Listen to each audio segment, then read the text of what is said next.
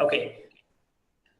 A very good morning to everyone. For all the participants who has joined us from Hackveda, Canada, Sweden, and from Canada. Okay. So today what we'll be having, we are going to have our session on Python programming for data science and machine learning. Objectives of the day is to understand important data structures of Python. We are going to understand how we are going to utilize these data structures for analysis of data from finance sector, retail sector, entertainment industry, healthcare, and a lot more. Now, when you have a better understanding of data structures, then you can do ample amount of operations on data and you can reach out to the best optimal outcome from the data. You can grab the best insights. So today's talk is organized on the basis of getting the insights about what all data structures Python provide, what are the limitations of Python with respect to data science, what third-party libraries are available which we have to use so that we can perform data science effectively and we can reach out to the best results. Moreover, I would also like you all to get an introduction to Data Science Studio, which offers us pool of tools from end-to-end solution, which means right from collection of the data, analyzing the data, preparation of the data, and converting it into a model, and then integrating it with a web application. So that also you need to understand. So we are going to make a combination of Python programming as well as visual recipes in order to perform data science, and we will be achieving the best outcome using machine learning and deep learning. So I'm sharing my screen with you all so that we can quickly get started. So objective would be, let's understand the data structures which are important. So you can quickly go to docs.python.org, the website, and we can quickly open the version 3. So when you open this URL, I will put the URL here on Notepad also for all the participants. So the reference of Python reference which we use while we code is this. You can quickly open that. When we open this URL, we reach to the documentation of Python 3.7.2, which is the current version of Python. In order to get started with the standard library, it's always a good way to get started with the tutorial section, which is like the getting started section. So once we go to the tutorial section here, and if you scroll down a little, you can see that there are certain things which we have already accomplished here. We got to know about numbers, strings, and lists. There are certain control flow statements which we are going to understand. And moreover, we have also started working on list. We have also implemented stacks and queues. So I hope you all remember, to implement a queue, we have used collections. And from the collections, we have imported DQs. And using the DQ, we have made the queue structure using the list, as well as we have also implemented stacks yesterday. And now what we are going to do, we are going to proceed with list comprehensions, tuples, sets, dictionaries, and followed by, we will get started with data science. So that's what we are going to implement today. So I need you all to quickly click on 5.1.3 list comprehensions. Let's go for it. So we will be coding list comprehensions today. The integrated development environment which we are using in this session is Google Colaboratory, which is available on collab.research.google.com. So this is a free tool which provides you Jupyter Notebook. You can write in your Python scripts. Once you write your Python scripts, you can quickly take up a data, you can analyze it, and you can achieve the best optimal outcome so as to get the actual knowledge. So we are going to do that stuff. Now, when I open Collab, it offers me certain options to get started with Colaboratory. So generally, you can see that on my screen, I have got certain scripts which I have been working on recently. But for today's session, I would like to get started with a new Python 3 notebook, okay? So that all the participants can follow along. You may need to have a Google account to sign in with Google Collaboratory, and all the files which you will be coding during the session on Collaboratory, each and every file will be stored on Google Drive. Moreover, there is one more option. You can always push your codes to GitHub. So in case if you want to make your script open source and you want to collaborate other developers to work on your script, then it's always a good idea to share it and push it on Git. If I'm audible to all the participants, please confirm me with the chat, as I see a few cams not responding. In case if I'm audible properly, just let me know. Okay, so Sanika has synced me yes, she am audible. Hussein, I can see well. Okay, and all the other participants which are connected. Okay, fine, thank you. So now, so what we'll do, let's just quickly get started with a new script, and I'm going to get started with new Python 3 notebook. So when we click here, so we will be redirected to a new script, and we will be coding over it. So as you can see that I get Google Collaboratory, I get the script here, and I would like to name this script as Python script for 9 January 2019. Okay, so this is going to be the Python script which I will be using, I will be creating. I would like to distribute the windows into 2 halves, so that we can refer to the documentation as well as we will be able to execute the things parallelly. So I would like to keep the documentation on the left as well as collaboratory script on one side, so that we can parallelly code as well as test. Now, so what we will be doing, we'll get started with list comprehensions today in Python. So now if you see here, as far as list comprehensions are concerned, you can quickly see that list comprehensions provide a concise way to create list. Common applications are to make new list where each element is the result of some operations. So which means, let's say you are going to multiply a value and the result of that multiplication will be stored onto the list. So that result of certain mathematical operation will be applied to each member on another sequence. Okay, so let's say you have 2 lists and you can make mathematical operations between 2 lists and you can form a 3rd list out of it. So certain things are known as list comprehensions. So what we're going to do is, let's say if you want to create a subsequence of the elements over which mathematical operations have been performed, and if they satisfy a certain condition, then you want to put in those content onto a new list. Certain things are considered under list comprehensions.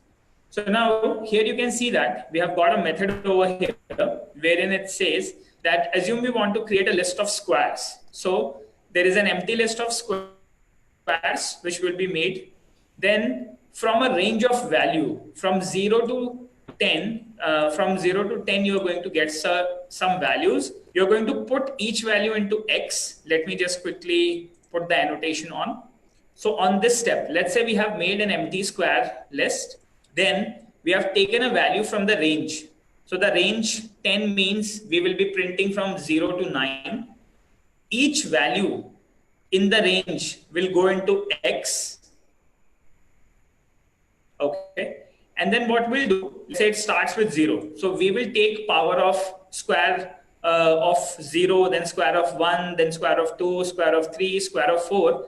And we will keep appending those values onto a new list. And the list is known as squares. And finally, when you see, you're going to get a result somewhat like this. So certain operations, so what does this mean? So when you create a list, depending on certain operations, that is known as list comprehensions. Okay.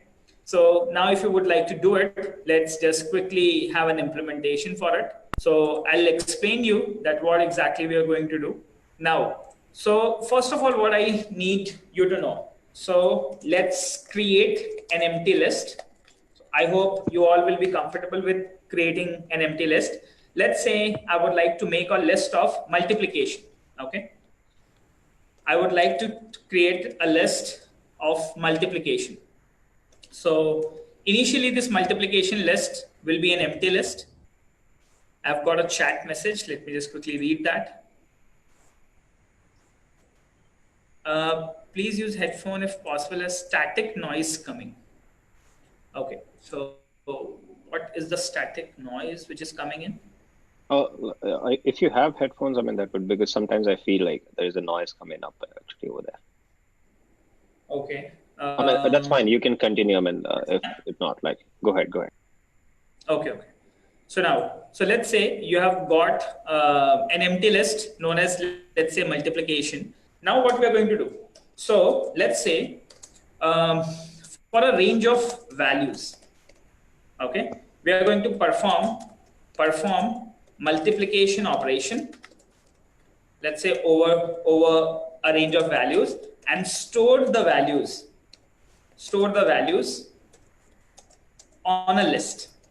So that's what we are going to do. And performing operations over certain values and creating a list out of it is known as list comprehensions. So now what we are going to do, let's have a look. So first of all, you have to explore this stage, the range of values. So what Python does, Python offers you a function known as range, and I'm going to explain you about it. So the first function to take up a range of values, there is a function known as range in Python, which I'm going to quickly explore in front of you. So I've asked for the help. When you put a question mark before any function, you get help for that function. Now, so in a range, you have to pass in a value. And what does this value mean? So when you use the syntax somewhat like this, when you use range and you provide one single value, then it means it will stop at that particular object, and it is going to print a range object, which means it will take a value from 0 until the value of the stop. So let's say if I took 5, so it is going to give me a range object which will contain the value 0, 1, 2, 3, 4. Okay, so that's what I'm going to get. Apart from that, let's say in case if you want to start your range from a certain value, let's say I want to print values between 5 to 10, then in that case I can provide in a value 5 and I can provide in the value 10, and then 5, 6, 7, 8, 9 will get printed. Okay. By default, there is no step in this print, but in case if you want to change the increment order of the range, let's say if you want the incrementation like I plus 1 or I plus 2, somewhat like this. And if I give a range like 1 to start and 7 to end, then what will be printed? So you will take, it starts from 1, then 2 will be added. So the next value will be 3, the next value will be 5, and the last value will be 7. So if we have provided somewhat like this. So finally, you're going to get a range object which will have certain values in it. Okay, so we are going to perform both these operations. So let me just quickly show you how it does. So let's say if we execute something range with a range such as stop, let's say. So let's say I want to print in a value somewhat like, let's say 10. And if we run this cell now, if we run it, so in the output stream, you can quickly see that you have got a value somewhat like this, range starting from 0, and it will end till 10. Now, how will you be printing each and every value between this range? So for that, we need to have a recursive loop, okay, which can read out each and every value within the object, and it can fetch out the value.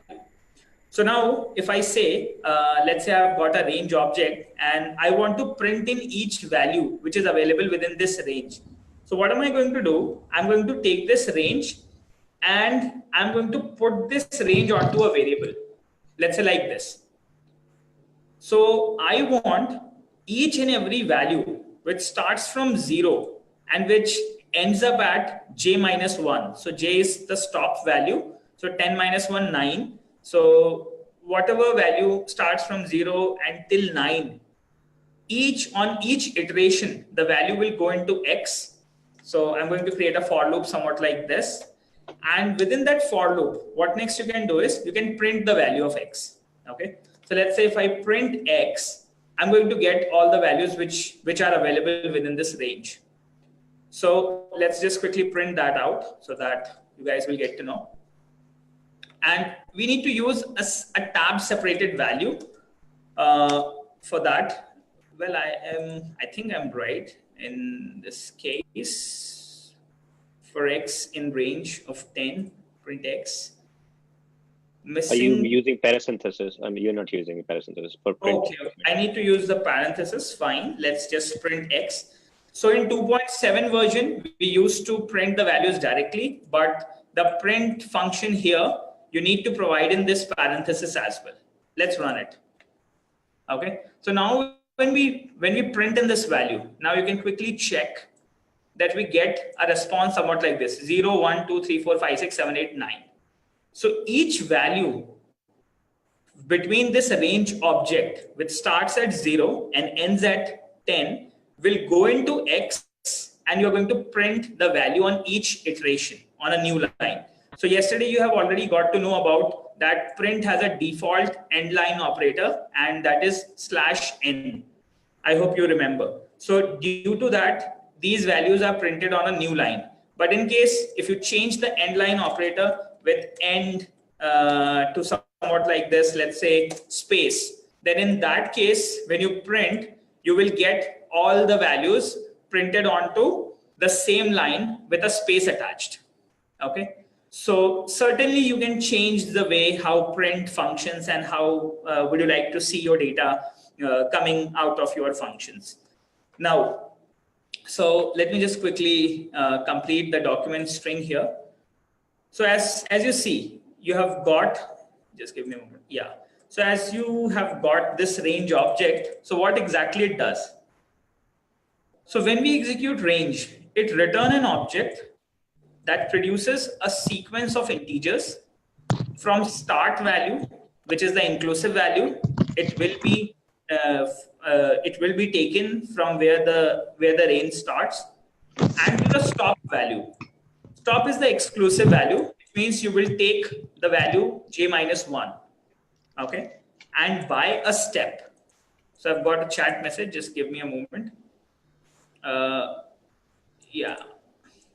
Sure. Okay, so if you're getting, Hussein, if you're getting this error, then what you need to do is post the for line, okay? Just keep 2 spaces at least, okay? Do not, in the print, just add 2 spaces or a tab space because it asks for the indentation. Let me just quickly take a print screen and a snip of it, so that I can show it to all the participants. Yeah, I hope you all can see my screen over here. So the error which is coming over here is due to the indentation. Okay, so you need to add 2 spaces here at this location. So when you add 2 spaces, Python actually follows the indentation issues. Indentation issues as in the indentation it follows, so as to keep the second line of statement within the first block. So we will also have a discussion on the indentation part as soon as we progress further. So I hope the issue is clear. Yeah, fix it. Okay, thank you. So all the participants, you can make sure when you write 2 statements, so this print is going to be inside the for loop. So you need to add 2 spaces before the print block. Okay. If you're not using indentation, they both will be treated as different blocks and you're going to get an error. Now, so now if you see, so what we are going to do, we are going to return an object that produces a sequence of integers. from a start, which will be inclusive in the range, and to a stop value, which will be exclusive out of the range, which means it's not going to be included in the range, by a step. And you can always change the step. Followed by what we have is, let's say we define the range function like this, range ij. So when you give in two values, range ij, then it produces I. By default, it adds 1, I plus 1, I plus 2, I plus 3, I plus 4, I plus 5, until j minus 1 is achieved. So that's where you are going to get a range. And when you start without a start value, then the default value is 0. Okay, and the stop value will be omitted. That means till if you have given the j, then j minus 1 will be printed. So when you give range 4, you're going to get the values 0, 1, 2, 3. Okay, so certain things are available with the range function, which you will use here. So now let's say, so in case if I want to print in a range something, let's say from 5 to 10, so I can give a start value. 5 will be included in the range, and the values will be printed from 5, 6, 7, 8, 9. So let's quickly run that. Now when you run, you can see that you have gotten the values like 5, 6, 7, 8, 9 separated by a space character. Since I have provided the end line character, so you have got the values starting from 5. 5 is the start position, which is inclusive in the range, and 10 is exclusive in the range. So you are going to get j minus 1 printed, and j minus 1 where j is equal to 10. So finally the output is 9. So you get a range of values 5 to 9. Okay.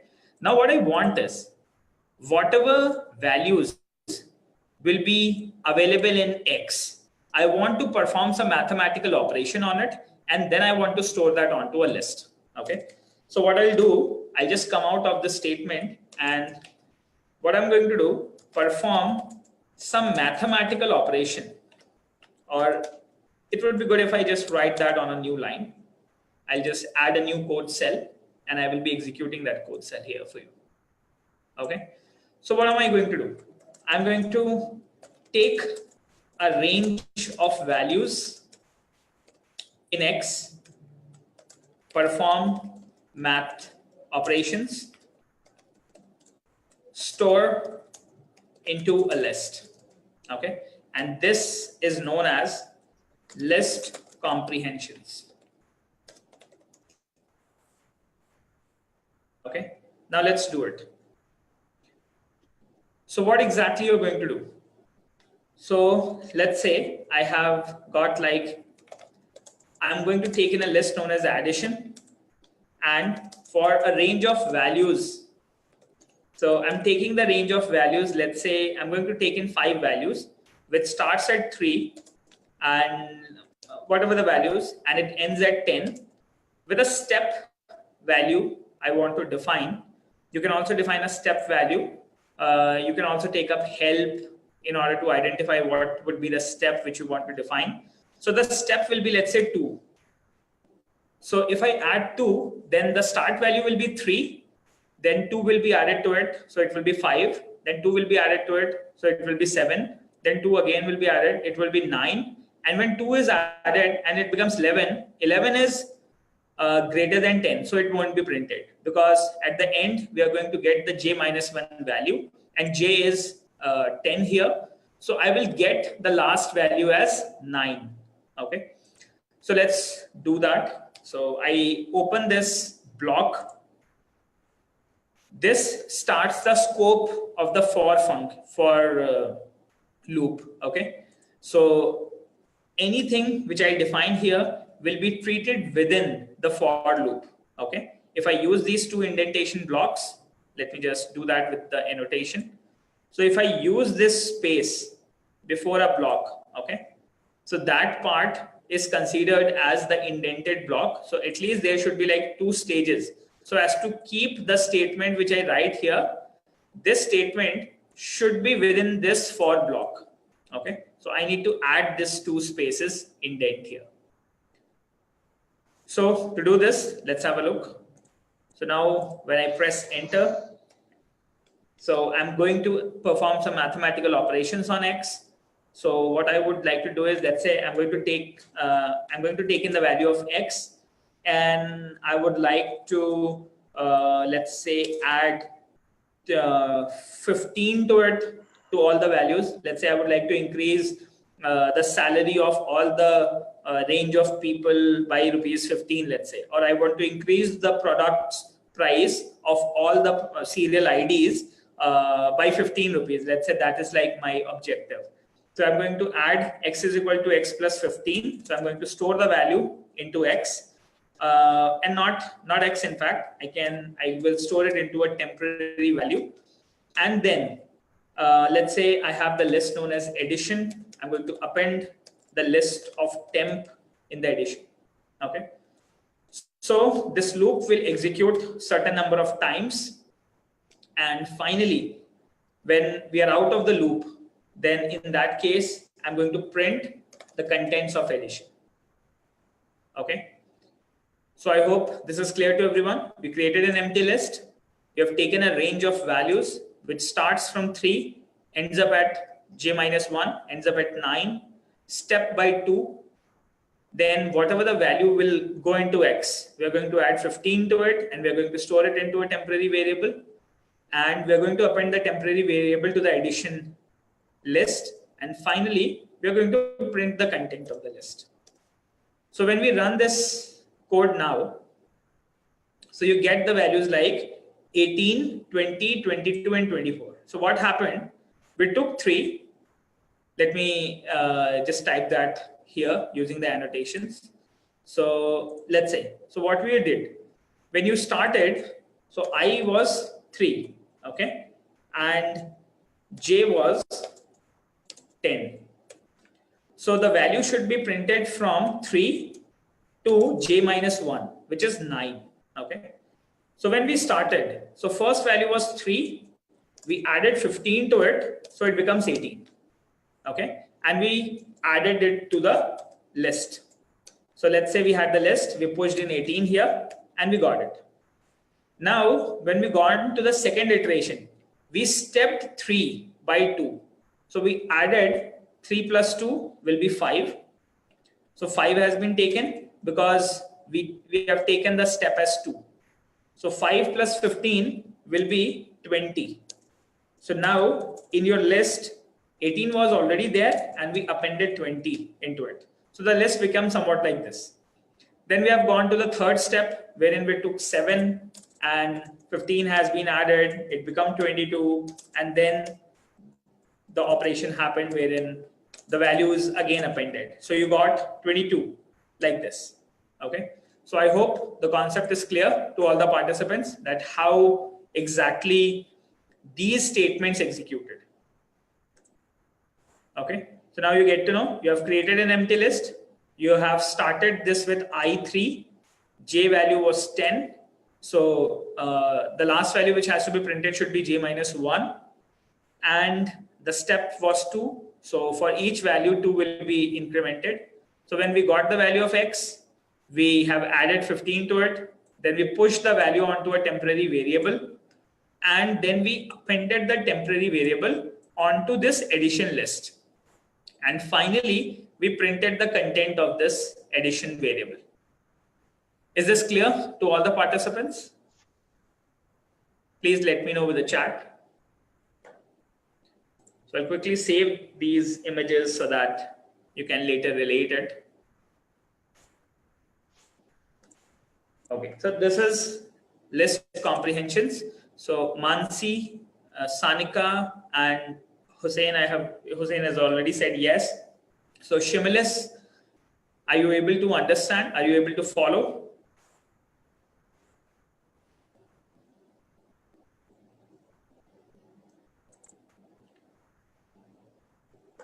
Yeah, so you guys can parallelly execute the codes along with me. Now, so just put me onto the chat if all the things are clear. So that was a simple example of list comprehensions. Now let's say we take up a little more complex one, which is available over here. So now let's say you have to write in a function. Note that this creates or overrides Now what we have to do is we can calculate the list of squares without any side effects using this function. Okay, you can also do this, and how it will be created, let's have a look. And I have got a chat message. Let me just quickly check back. Okay. So while building games example, tic-tac-toe, X and 0, we need range 1 to 9, which we need to play around. Just an example to relate with the real world. Yeah, absolutely. Absolutely. And in case, if we want to relate with the real world, let's say a real world example. Okay. So let's say I have a price list of products. Okay. Let's say I have product prices list available, wherein I have certain products which has like which costs something cost 30 USD, a product costs 40 USD, and certain product costs 50 USD. Okay. Now what happened was I wanted that I would like to increase certain value. Let's say some percentage of tax has been incremented. Okay.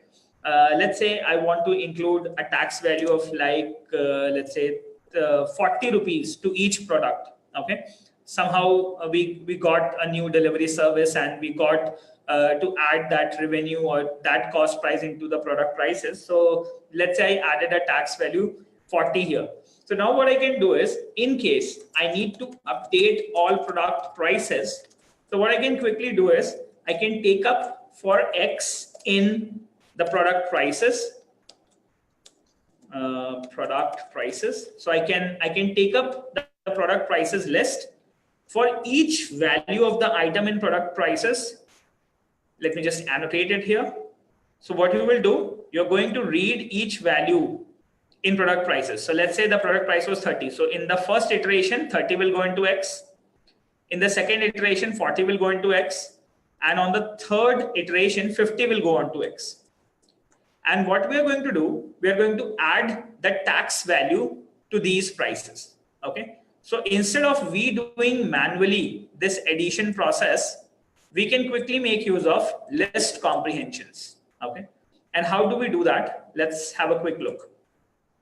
So what I'll do is, let's say for the range of product prices in X, I'm going to put in all those values into X, and I want to increase the price of X. So let's say I take the temporary price value and I'm going to add the tax value to the X. Okay. And then let's say I have a list known as final prices. Let's say I've got a list of final prices, which was empty initially. And in the final prices, I'm going to append it. Okay. I'm going to append the temporary value. And finally, I'm going to print the final prices. Okay. So let's say if I go for something, print final prices. So you're going to get that. So I'm going to get final underscore prices, and I'm going to execute the statement. Okay. So when I run it now, so for each value of values available within the product price, it's going to go into this X value. You're going to add up the tax. Let me just annotate it. So what I did, I've got a product price list. I have to add 40 to each product price list.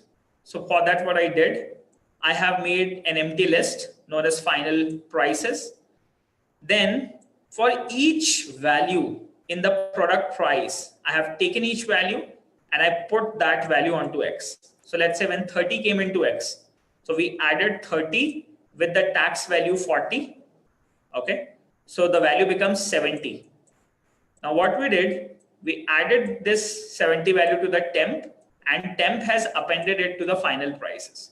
So here you can see that the first value which has been encountered was 70. In the second way, 40 has been added to the 40 using your code. So you got 80. Then you have got 50 added to 40, and you have got 90. Okay. So that's how it goes. So save that screenshot. Let me just clear all the drawings and let's proceed further. Now I was here onto understanding this, how you can calculate this. So you can quickly see that we have a case here. We can calculate the list of squares without any side effect there is a function known as Lambda Function, wherein you can put the value of x into this x, and then a map would be created, and whatever the value of that would be, it is going to add into a list. So it looks like quite complex. Okay, this function which you are seeing, it looks like quite complex. So what you can do is you can quickly take up that with list comprehensions. So you can directly make a list by writing the squares here. Then you can take in the range value. So it will go from 0 to 9. For each value of x, it will go into this. And the output of this value, okay, let me just annotate that. So the output of this value, so in the first iteration, it is going to be an x value which starts from 0. So it is going to be 0. We are going to take the square of 0. The output is going to be 0 by default for the first one. Then the value will be 1. We're going to put 1. We're going to take a square of 1. So again, we're going to get 1. Then the value will be 2. So we are going to get 4. Then we're going to take the square of 3. So 3 3s are 9. So somewhat like this, these kind of values will be printed when we write a function like this. So that's known as list comprehensions. So let me just quickly write that for you. So we're going to write that piece of code here. Now, so let's say make a list of squares. Okay, I have to make a list of squares for a range of objects, for a range of values. Okay, so how am I going to do it? So I'm going to take a range of values. Let's say the range will be 10. Now I'm going to put all the values available within this range object onto a variable. And I'm going to do it iteratively using a for loop. Okay, I'm going to iteratively do that using a for loop. And whatever is the value of this for loop, I'm going to perform an operation on it. So let's say I'm going to take a square of the value, which is in x. Okay, and I'm going to put that onto a list. So that's list comprehension for you. So on a single set of statement, you can write a specific mathematical operation, and any data on the basis of mathematical operation, if you create a list using that data, that is known as list comprehensions in Python. Okay. So when I run this mathematical operation, whatever the value will be computed using the square will be stored onto the list. So let's run it. So now when we run that, you get this value somewhat like this. So it starts from 0, then we go to 1, 4, 9, 16, 25, until the last value, j minus 1. So since j was 10, we got 9, and we took the square of 9. So that was 81. I hope this is clear to all the participants. If it is clear, please confirm me on chat. And I hope you are parallelly coding along with me. Okay, great. I've got a message from Hussein, Mansi. Sanika, how about you? And Shimilis, how about you? Can you text me on chat if you're able to follow?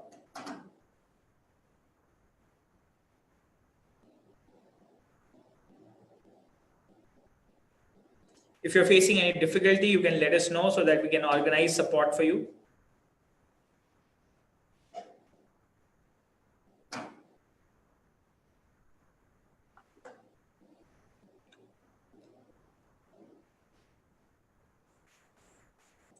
Is double star used for multiplication or only for squaring?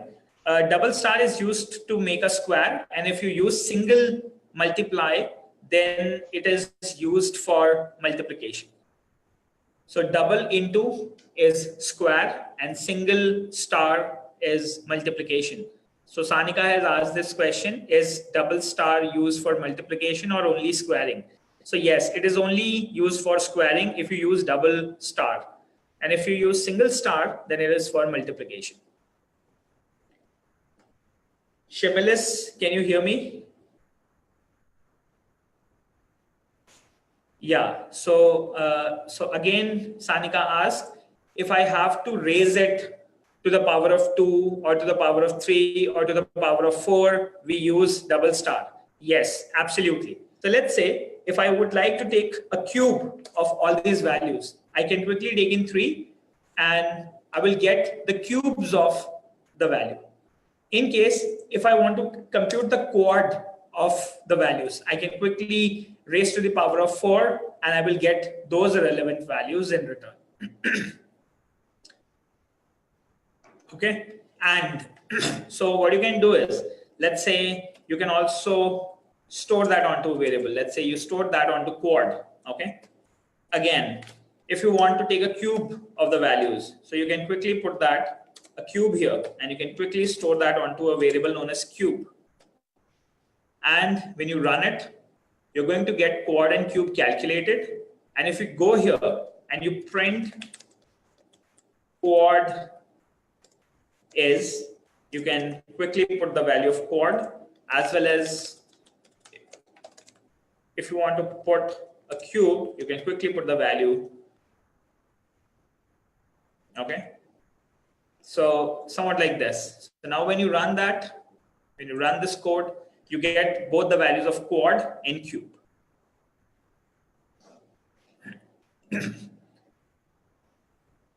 Okay, so Shimelis, can you just text me if I'm audible, because I cannot see any of your messages here coming to me on chat. At the very bottom, there is a chat option. So if everything is going fine at your end, you're muted, I guess. You're muted. So unmute yourself first and. Okay. Yeah. Now you can I sent a lot. I sent a lot of messages already. I texted.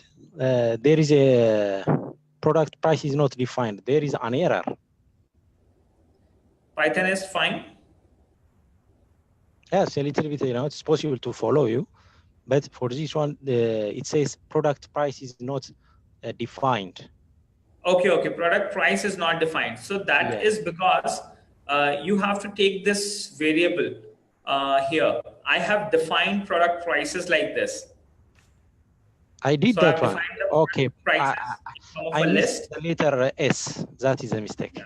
So if it is possible, you can quickly share your screen to us. So I'm just stopping the share for a moment.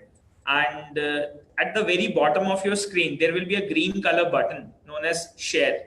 You can quickly click on share. Where? So that we can see your screen and we'll quickly help you out with the issue in case if there is any.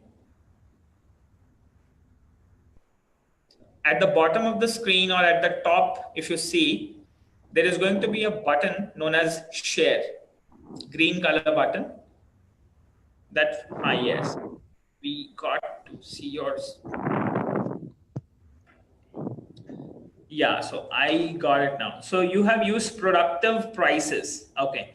So here in the for function, you have to type productive prices. In the lower one. On line number 3, if you see on line number 3, where you have written for X in product prices, it should be productive prices. Because you have declared the variable at the top known as productive. So if you want me to annotate, I can annotate that on your screen. So you can see that this is productive prices and you have created the variable here known as productive. Okay. Now what next you need to do is final prices is not declared. Okay. This final price has to be declared. So what you can do is you can go to the second line. Okay. Okay. If you want, you can just quickly, I think you can go to the second line, third line, and you can just create an empty list known as final underscore prices. So just enter a new line. Okay. On the third, just after tax is equal to 40. Okay, let me just control your screen. I'm just requesting you to give me access. Okay. So you are going to get an option, allow access to me. Okay, I've got the access. Okay. Now, if you see here you have made the productive prices.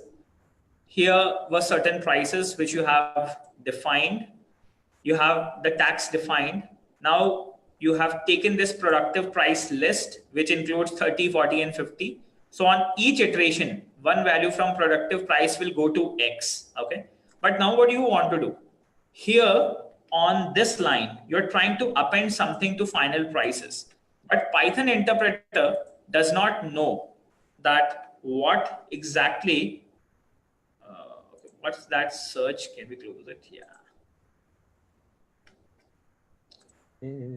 I think there is some. There is some extension installed on your machine, I guess. So that needs to be, yeah, I can access that now, not an issue. Let me just do it. Yeah, so here, when you have passed in this append function, so it was not able to identify this final prices. Where is it? So what we are going to do, we'll go to the third line here, and we're going to create an empty list of final prices. Okay, and this is going to be an empty list, and we create an empty list like this. Okay. So now on this empty list, the value which you calculated x plus tax is going to be appended onto the last index. So initially it is empty. So the value will be added to 0 index, followed by index 1, index 2, index 3, index 4, and index 5. And finally, you will be printing the final prices. Okay. So now this should come out of the block. Okay, you should bring it out of the block. So now what happens is, if I annotate here, are you all able to see my annotation? Can you see this green annotation? Yes. Okay, so here you can see that. So this is the for block. Okay, so when the x value contained 30, then the interpreter has gone inside the for block and executed these two statements repeatedly, okay, until and unless the for condition is true. So all the operations will be done, and once it comes out of the for block, then it executes the third statement, final price. So we need to keep it out of the indentation. Okay, so let me just quickly close it. So now when you run this cell and you execute that, so you are going to get the appropriate prices executed. Okay, so you guys have to understand that the indentation which is available over here, this indentation actually means that these two statements, temp as well as this statement, these statements are inside the for loop. Okay, and this statement, final prices, it's outside the for loop. Okay, so it is going to be executed only once, but these two statements will execute as many times until and unless this for condition is true. Until and unless you have a value in productive price, it will go into X and the loop gets executed. And within the loop, these two statements will iteratively execute. Okay? Is that clear? Yes, it is. Thank you. Now, so now you can quickly stop your share. You can stop the share and I can continue with my share. So again, there will be a red button to stop the share. Yes, the share has been stopped. So this is how you guys can also share your screen with me so that I can diagnose it in real time if possible. Now, so let's go to the next step. So that was list comprehensions for you. So now you can see that you can write any level of complex code. So now you can see that we have like multiple operations here. So there is one for loop, there is another for loop, then there is an if condition, and you can write that complete statement in one block. Okay. So what it says, so for a values of 1, 2, 3, so 1 will come to X, 2 will come to X, and 3 will come to X. Then for another value, 3, 1, 4. So 3 will come to Y, 1 will come to Y, 4 will come to Y. So there are two loops here which you have defined. And if you're saying when X is not equal to Y, only then we are going to create a subset like this, X comma Y. Okay. So certainly you can do that. So let's say we have taken 1 in X and 3 in Y, and X was not equal to Y. So we printed this XY and we got this into the list. This is the first element which got into the list. Second, what happened? Then we put 2 into X and 1 into Y. So 2, 1 is checked whether, it will execute for the 1 again. So 1 and 1 was into sequence. So they both were equal. So the condition falls out and it didn't print it. Then again, 1 was compared with the third statement, 4. So when 1 and 4 was matched, it passed the condition. So 1 comma 4 was printed. So again, in the second way, second will be matched with all the 3 elements, 3, 1, 4, and then the third will match with the elements. So I'll just annotate it here so that it gives you more clarity. Now, so what is going to happen? This is your first condition, an X value. This is your second loop, a Y loop, okay? So what happens is each element of Y will be compared with each element of X. And if the elements of X and if the element of Y is not equal to each other, in that case, we are going to create a subset known as X comma Y. So let's say if 1 is not equal to 3, so we are going to create a subset like 1 comma 3, and we are going to push this subset onto an empty list. Okay, let's say we have a list somewhat like this. So here you can see that in the response 1 comma 3 has been added. Okay, again, then 1 will be compared with 1. It is equal to this, so it's going to be ignored. Then 1 will be compared to 4. Both are not equal, so 1 comma 4 will be added to the list. So this is how also you can write multiple loops in Python, multiple for loops in Python. You can also define the if conditions, and then you can print in a value as per your requirement and demand. Okay, so let's just quickly go for it. Let's just draw it so that you will be comfortable with coding list comprehensions. So let me just go to the last cell. I'll go to the last cell and I'll start coding the final step of list comprehension. So now, so what am I going to do is, I'm going to compare two lists of elements, and if X is not equal to Y, then print the subset. Let me just quickly take you there. Then print the subset X comma Y and store it on a list. Let's say if you have to execute somewhat like this. Okay, so what we are going to do, I'm going to take a loop for Y in, let's say, some values like 20, 21, and 34. Let's say I've taken one value. Okay, I've taken a value for Y. So when I run it, what happens? So I have to quickly display the block of for. Okay, I'm going to display the block of for, and let me just print Y for you. And I'm going to print that with this statement. And if I run that now, so you can see that 20, 21, and 4 will be printed. Okay. Now what am I going to do? I'm going to write another statement for X in, let's say, another value.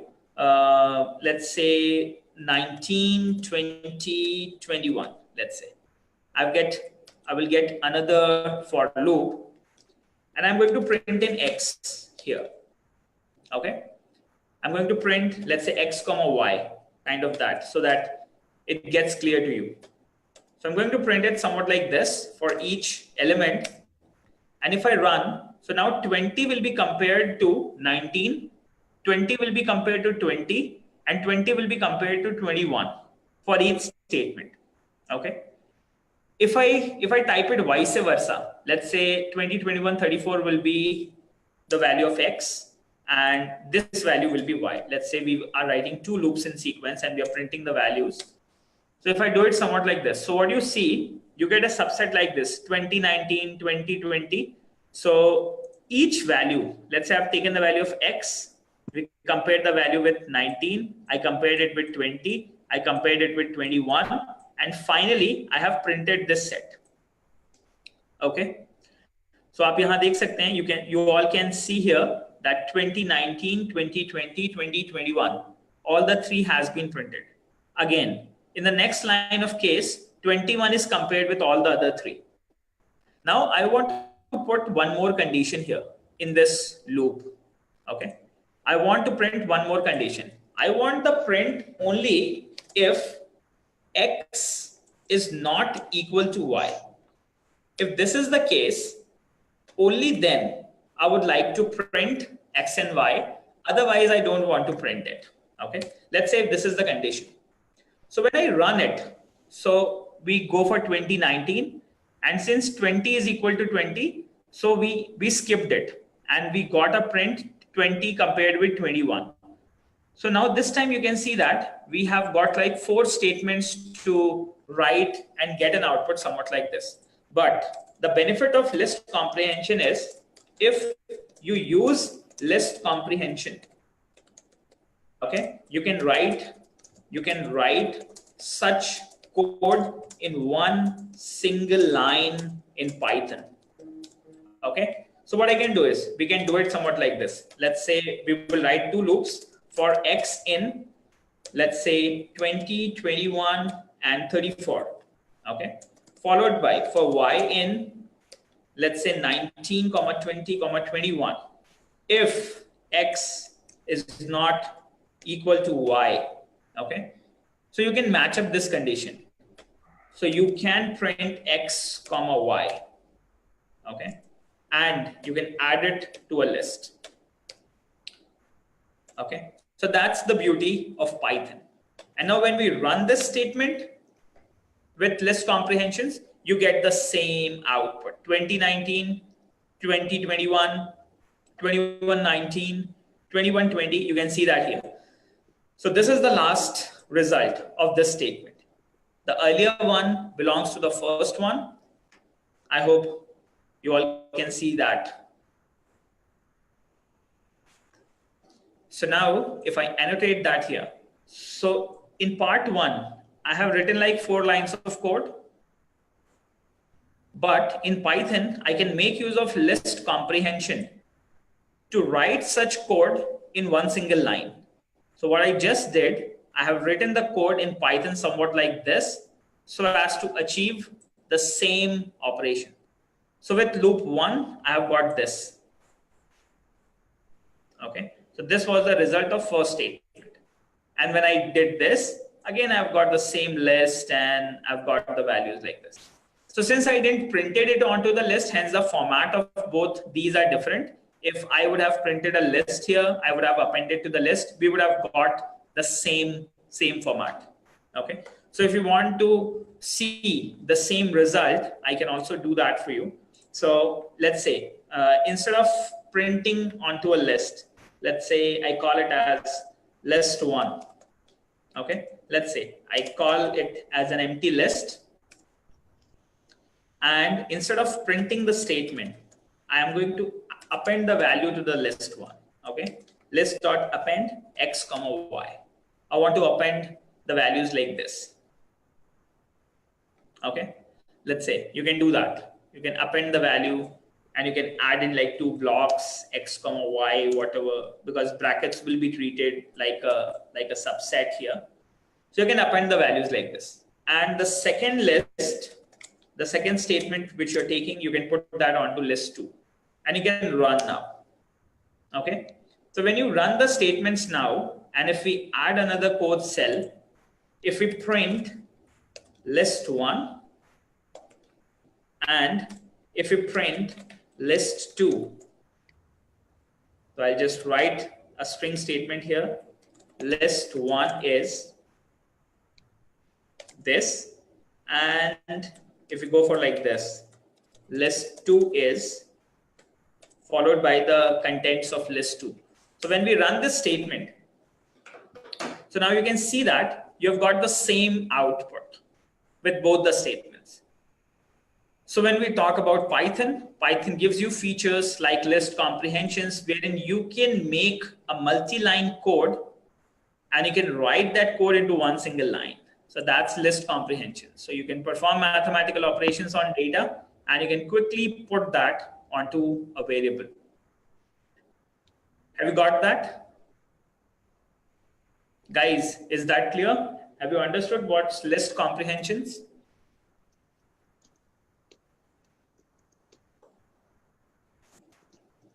Yeah, Sumansi said yes. Any difficulty at any end? You guys can quickly let me know so that Hussein said you're getting different results. Hussein, maybe the format could be different. So if you want, you can share the screen with me. I will quickly check back why the format is changed. We can have a look. So I just stop the share. If you want, you can share your screen with us. We can quickly check.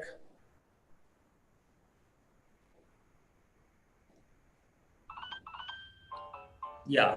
So Hussein, actually, yes. So I told that. So instead of your last statement, print XY, it would be better if you can append this to a list and then you print the list. So you're going to get that. You can remove the print statement and you can append the content to the list if you, yeah. So you have a list. Yeah, we got an empty list 2, yes. You can say list2.append. Sorry, list2.append. And you can remove the first append, yes. And now you need to add up the brackets. So x comma y, you need to make it a subset. So add one more bracket for x and y there within the append. So when you do list2.append, yes. Now it will be treated as one value, yes. Now when you run it, print list2.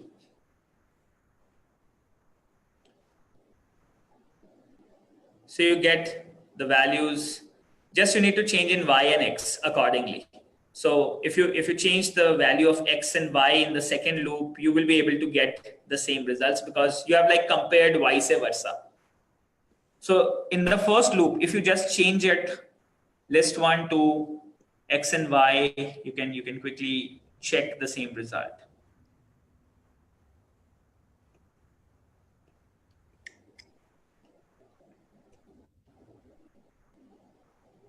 Yeah, so you just need to change x to y and y to x. In the second code you see, on line number 2, you have written for y in 2021-34. So it should be x.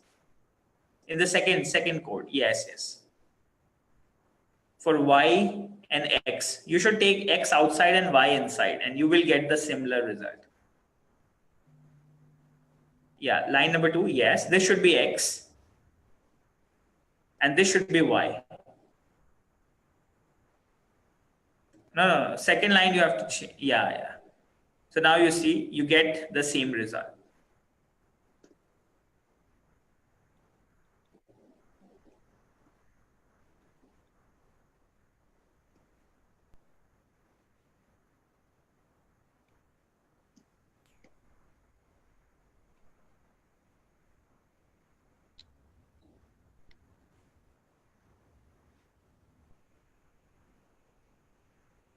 Okay, so is it clear?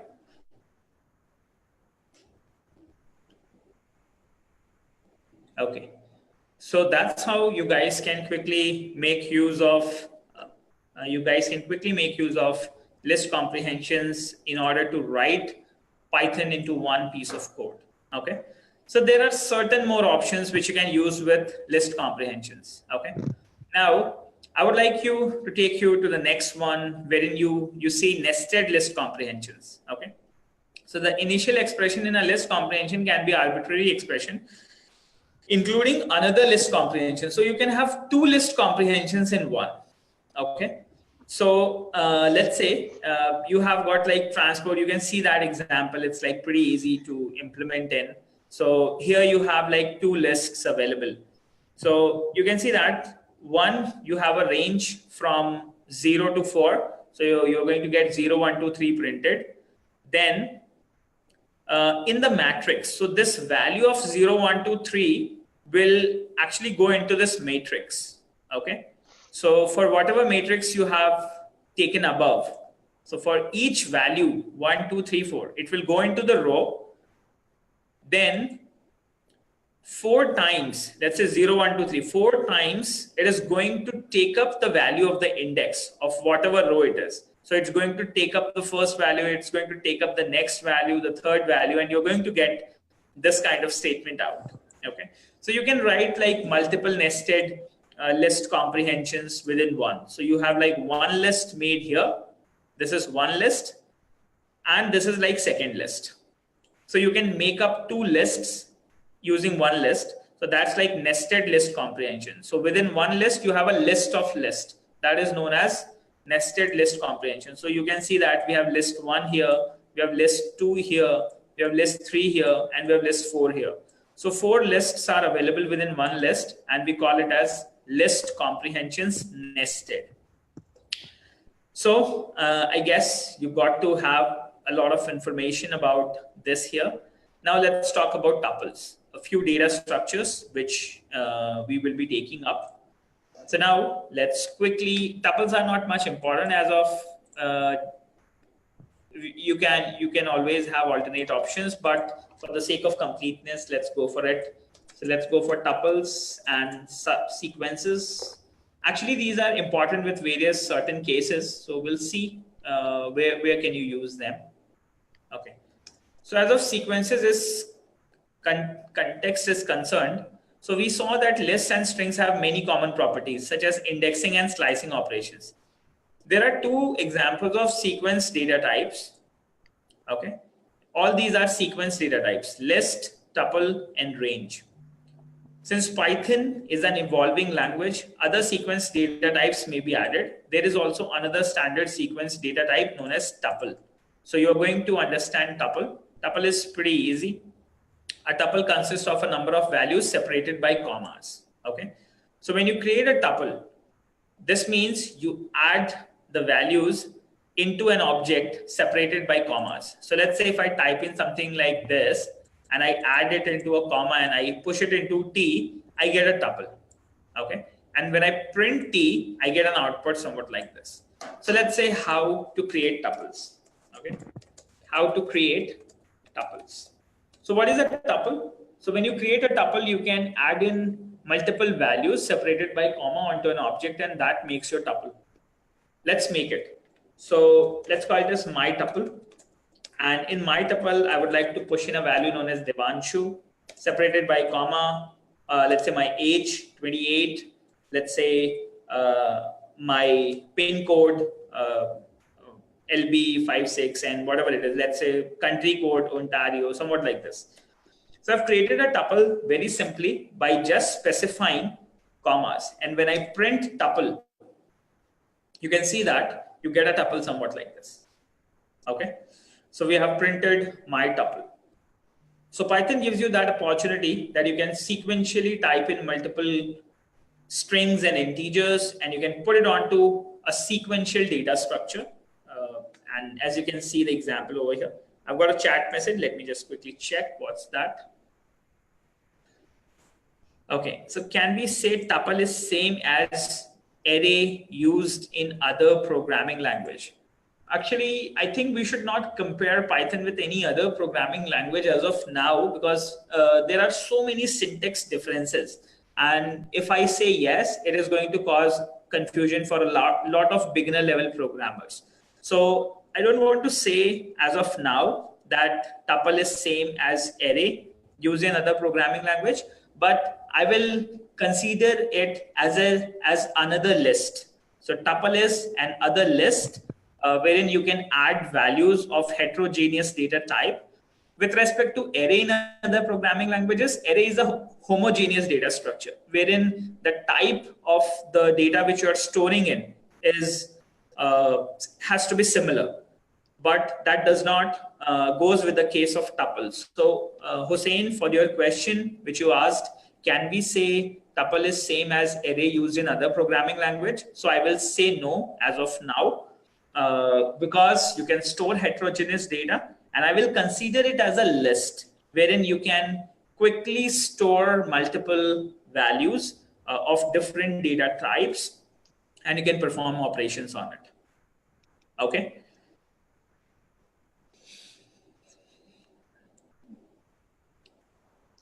Now,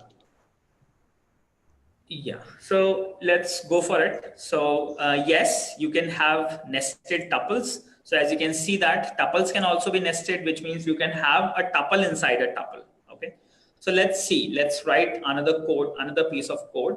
Let's make nested tuples. Okay. There is one beauty of tuple. Tuple does not allow you to store same objects. If you have two same values in a tuple, you cannot do that. So that would be the beauty, I guess. So we'll quickly have a check on that. And these are immutable. Okay, you cannot change the size and you cannot change the object. Tuples are immutable. So in case if you want to make any data which should be immutable in nature, then in that case you can use tuple.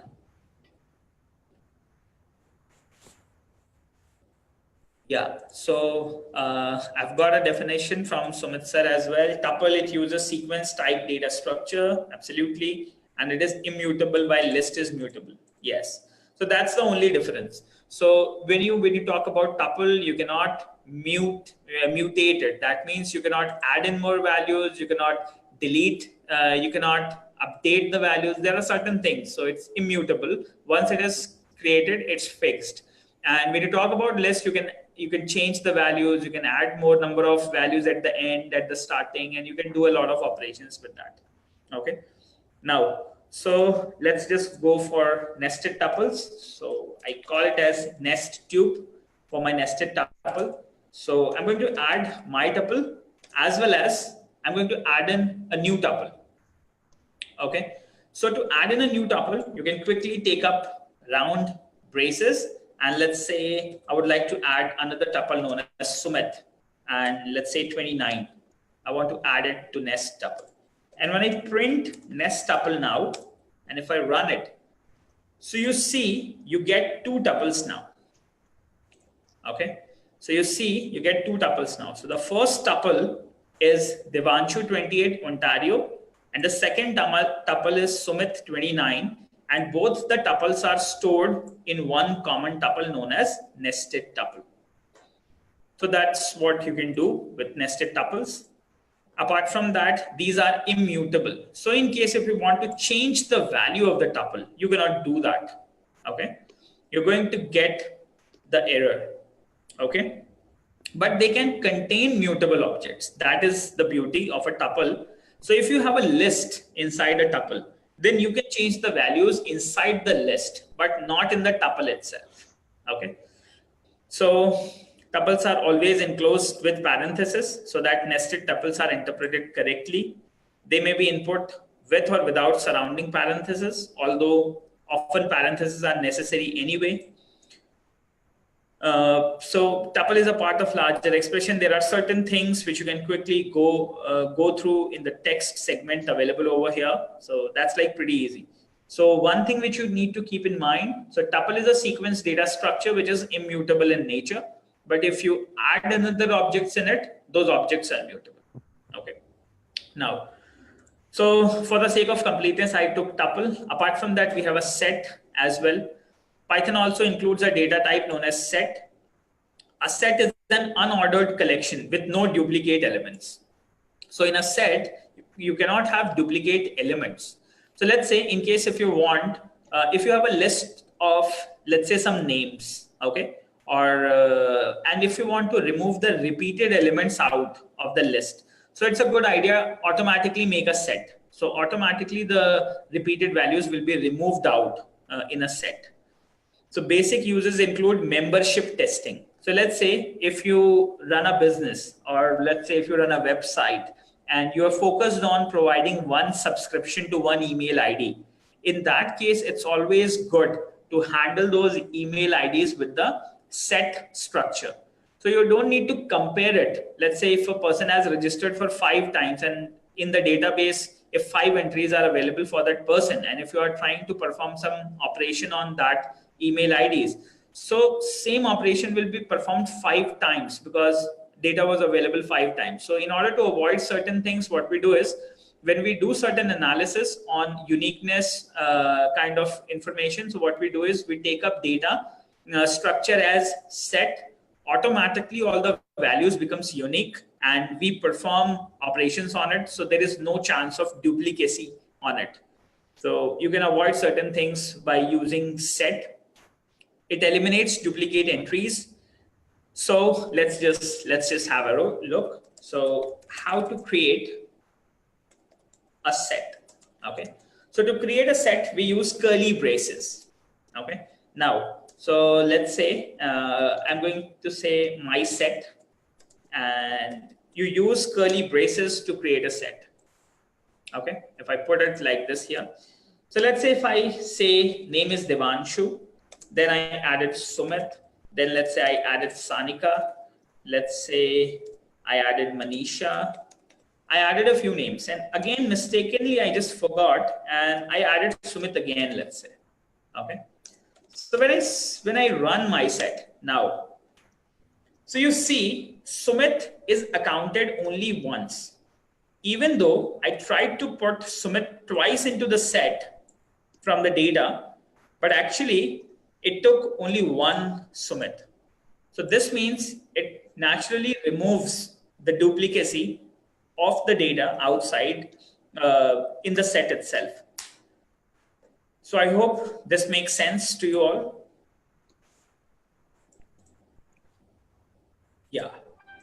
So mutable and immutable, Hussein has asked me a question. Can you explain it in more detail, mutable versus immutable? So a mutable data structure is something wherein you can add new values, you can remove the values, you can update the values. And non-mutable or immutable data structure is one data structure in which once the data is created or once the immutable data structure is created, you cannot perform any update and removal operations on it. You cannot perform any update operations on it. Once the data structure is defined, it is fixed. Now you compare this with arrays in C programming, wherein what happened was, let's say if you have created an array of size 10, then that array was immutable. You cannot add in more values than 10. It was fixed. And even if you are adding values less than 10, even though 10 spaces were occupied in memory when you create an array. So that's like an immutable data set, data structure. Okay. So that goes with your mutable and immutable case. And now let me just quickly take you back to the next structure in Q. So the final one is dictionaries. This one is very important as of our code and training is concerned. So Sanika has asked me a question. Are the values arranged alphabetically in sets by default? Yes. So in set, it automatically converts the value with respect to the case. So it sorts it with respect to the case when you print. Okay. So yes, it automatically sorts the values on the basis of ascending order, but you can change the format. And the second question Mansi Agarwal is asking, as tuples allow us to store heterogeneous data, does list also allows? Yes, list also allows us to store heterogeneous data. In a list, you can store strings, numbers, anything on one common list. So I hope all the questions are answered. Now let me just proceed to the next one. So just to bring the long story short, you have like a few data structures. Let's just compare the dictionary element as well, and then it will be easy for us to compare all four. Okay. So now, so another useful data type built into Python is the dictionary. Dictionaries are sometimes found in other languages as associative memories or associative arrays. You can also consider dictionaries as associative arrays, which will be actually identified using a key value pair. Unlike sequences, आपके sequence कौन-कौन से हैं? We have three. What is the sequence? So we have like three sequences. Sequence 1 is your list. Sequence 2 is a tuple. Sequence 3 is a set. So you have three sequences. So unlike sequences, which are indexed by a range of numbers, dictionaries are indexed by keys. Okay. So you have to define keys, and dictionaries will be indexed by keys. Indexing by keys means you can quickly access the value by providing its key name instead of providing the index. Okay. So which can be any immutable type. Strings and numbers can always be keys. So when you have to create a key, you can create a key with a string. You can also create it with a number. tuples can be used as keys if they contain only strings. So let's say if you have a tuple and if it has only strings or only numbers or tuples, so you can also use them as keys. If a tuple contains any mutable object, either directly or indirectly, it cannot be used as a key. Okay. So in case, if you have a mutable object within the tuple, which means if you can add in a value or delete in a value from that object available within the tuple, then you cannot use that tuple as a key. So we are going to perform certain operations on it so that you can understand that better. So it is best to think dictionary as a set of key value pairs. So if you focus on this line, a set of key value pairs. Okay. So how do we create a set? We create a set using curly braces. And if you define a key as a string, and if you define a value, so this things becomes a dictionary. We call this as dictionary, wherein you can have a key and you can have a value. So that becomes your dictionary. Okay. So dictionary is a set. So when we call it as a set, this means the set will be created using curly braces, and set do not contain duplicates. Okay. So there will be one key, and this key is going to be a unique key, and you can store any value within the key. Okay. So with the requirement that the keys are unique, a pair of braces creates an empty dictionary. So if you want to create an empty dictionary, you can directly use a curly brace. So let's say if I want to create an empty dictionary, I use dictionary2 and I can create an empty dictionary like this, dict2. Okay. So this is an empty dictionary. This is an empty dictionary. Now you can place comma separated list of key value pairs within the braces, adds initial key value pairs to the dictionary. Okay. So what does this mean? So let's say create initial key value pairs. So to do that, what we do is we create a dictionary. Then I'm going to pass in a list of comma separated list of key value pairs. Okay. So how do we do that? So let's say I call it as key1 and I store Devanshu here. Okay. Then I have taken another data followed by list and I call it as key2 and I call it as let's say Sumit. So I have created a dictionary somewhat like this. Let me just maximize the screen once. Okay. Now, so I created somewhat like this. Let me call it as dictionary1. Okay. And if I print dictionary1 now, so you can see that you get a dictionary somewhat like this. Key2 will be Sumit and key1 will be Devanshu. So let's say if I want to print Sumit, so what I can do is I can call the dictionary and I can pass the value of key. Let's say if I pass key2, okay, and I'm going to print the value of key2. So this is going to be the output. So when I run that, I get the value Sumit. So the value of key2 is going to be Sumit. So I'm just going to change that. Let's run the code again. So you can quickly access values in dictionaries, not on the basis of index, but on the basis of key values. Okay. Name of the keys. You can quickly provide it.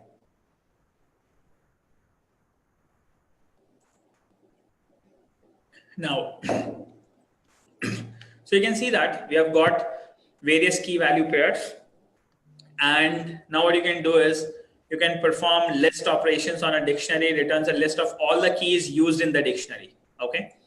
So let's say if you have a dictionary and you execute this operation list on it, so you're going to get the keys. So let me just tell you. So if I have a list function and if I pass in the dictionary1 in it, okay, and if I run it, so you're going to get a list of all the keys within that dictionary. So certain times you're going to identify individual keys and you want to perform the operations on all the keys. So you can quickly execute this line of statement. Okay.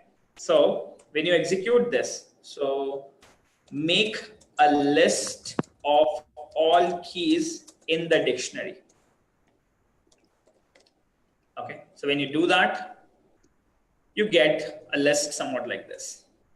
So when you make a list of all keys in the dictionary, just you need to pass in the dictionary and you need to pass in the list function, and automatically you're going to get a list of all the keys in the dictionary. Okay. So these are certain things which you can quickly do with dictionaries. Then you can perform certain things. Now, to bring the long story short, as we are approaching towards the time to end the session, so let me just quickly give you a quick comparison, quick compare of sequences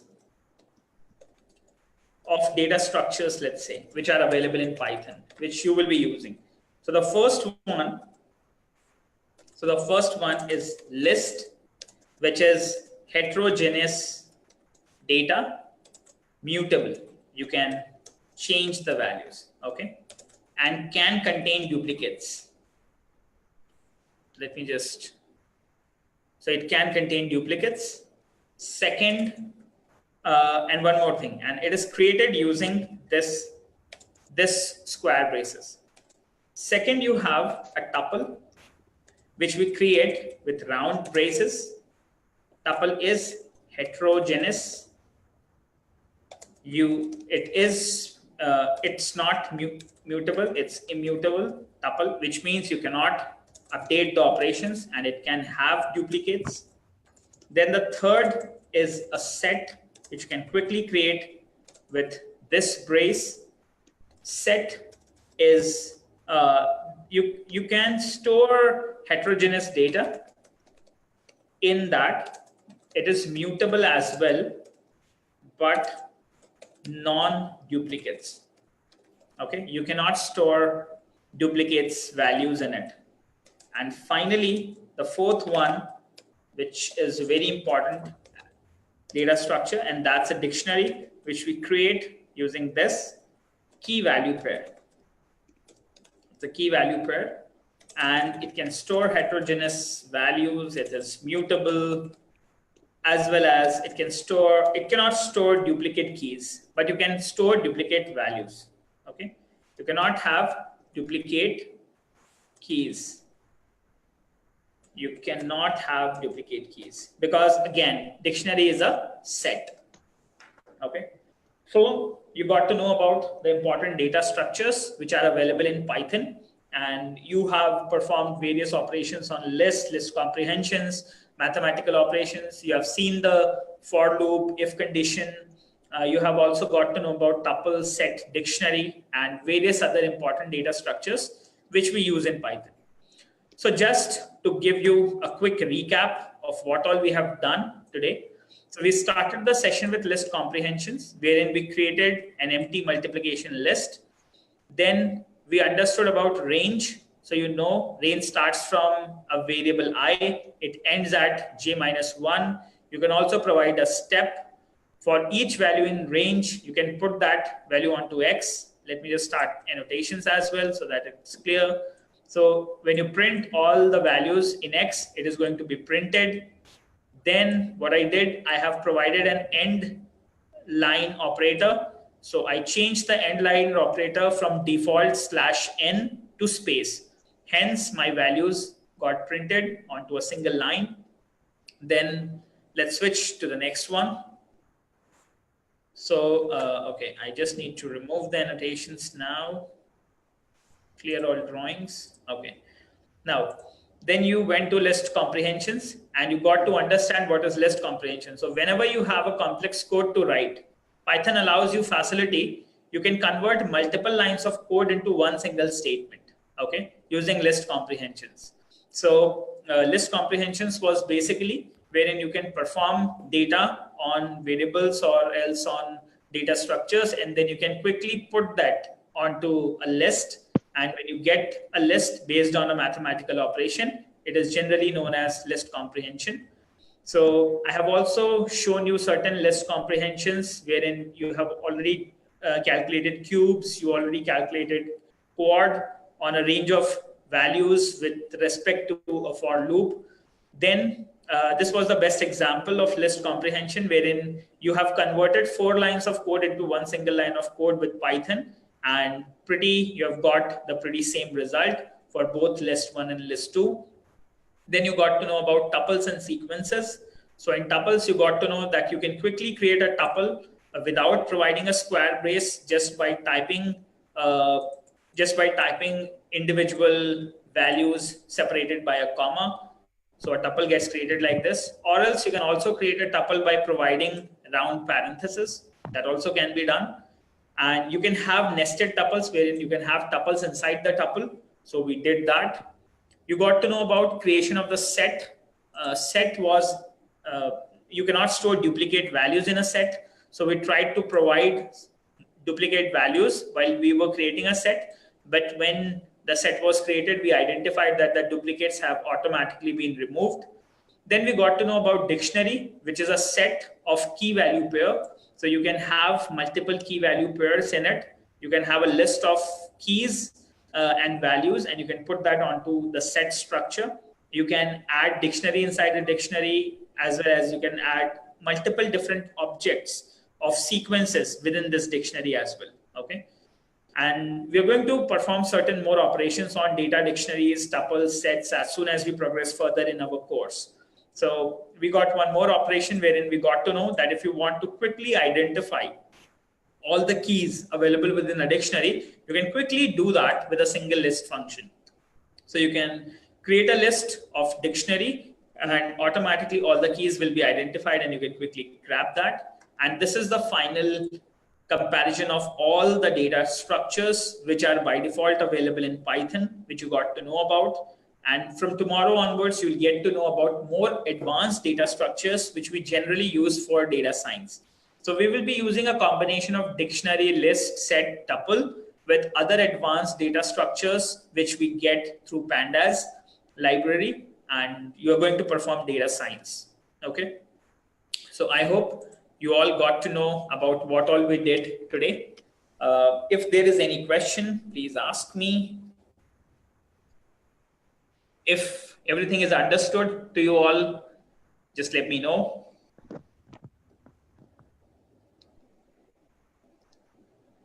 Yeah, so have you guys executed something on your notebooks?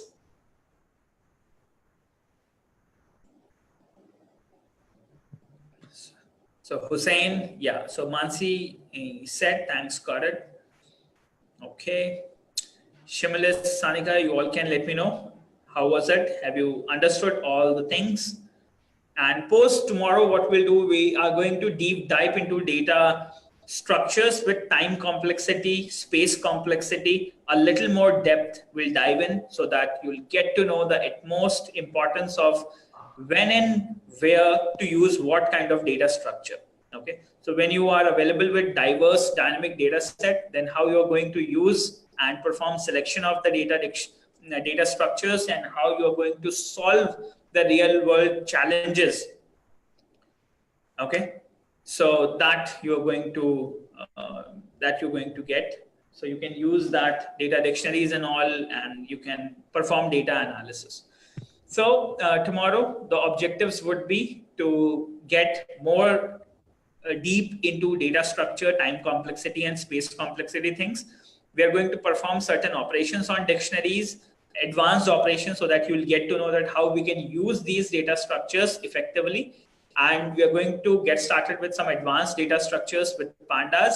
And we are going to take up some real world data, and we'll put that onto the dictionaries and to these data structures, and we'll get started with our machine learning implementation. Okay.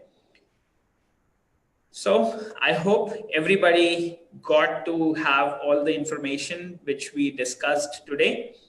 So thank you guys for being available today. Let's catch up sharp at 7:30 a.m. EST. Thanks for being available in the great cold morning there in Canada. I am not sure about Sweden, how's the temperature there, but I hope it's pretty cold in Canada. So I'm like quite I quite appreciate your efforts for being available in the morning time, because naturally I'm like a lazy morning. I'm not a morning person. I cannot wake up in the morning. So that's like pretty good. You guys wake up early and you get started with Python programming. So that's like pretty good start of the day. So thanks for being available. And tomorrow we'll go deep dive into our other further things with dictionaries, with data structures, pandas, individual libraries for data science, and we'll go dive into time complexity and space complexity things. So thank you so much for being available.